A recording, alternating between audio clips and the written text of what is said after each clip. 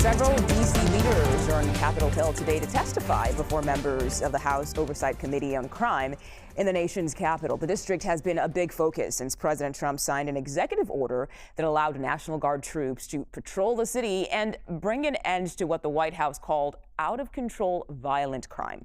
Troops will remain on the streets until at least November 30th.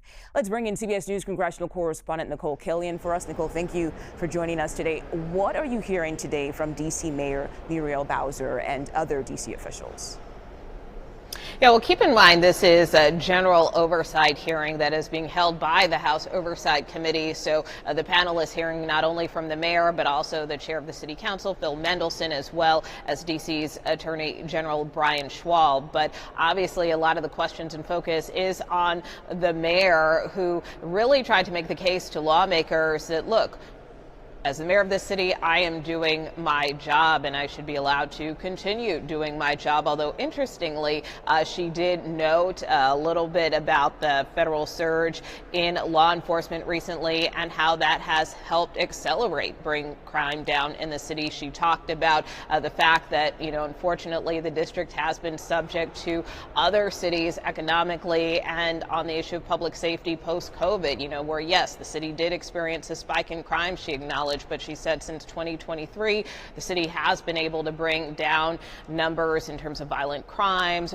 burglaries, robberies, etc. But she did, as I mentioned, kind of tout that federal surge just this past month, for instance, for helping to bring carjackings down, she said, by 75% within a month's time. So while city officials are saying, look, if you want to help us, work with us, at the same time, at least in terms of the mayor, she is kind of touting some of the initiatives that came out of the president's recent public safety emergency that expired just last week. Okay, Nikole, I want to switch to a different topic here because Democrats, they have released a counter offer to fund the government and avoid a possible shutdown next month. Do we know what's in that counter offer, what's in the proposal?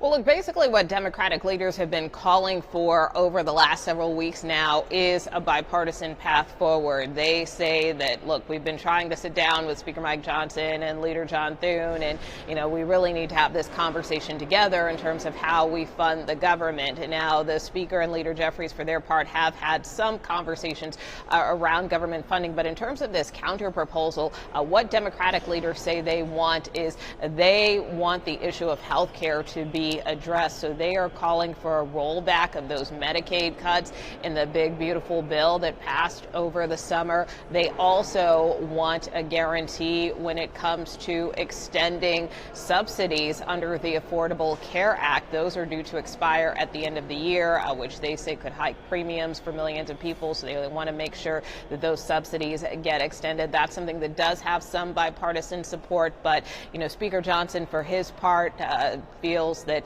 Democrats are just posturing here, that they're just playing partisan games, in his words. So he said and told reporters earlier today that he thinks he has the votes to clear a clean CR, which is what GOP leaders put on the table come tomorrow when they hold a vote. All right, we shall wait and see. Nikole Killion, thank you so much for your time today.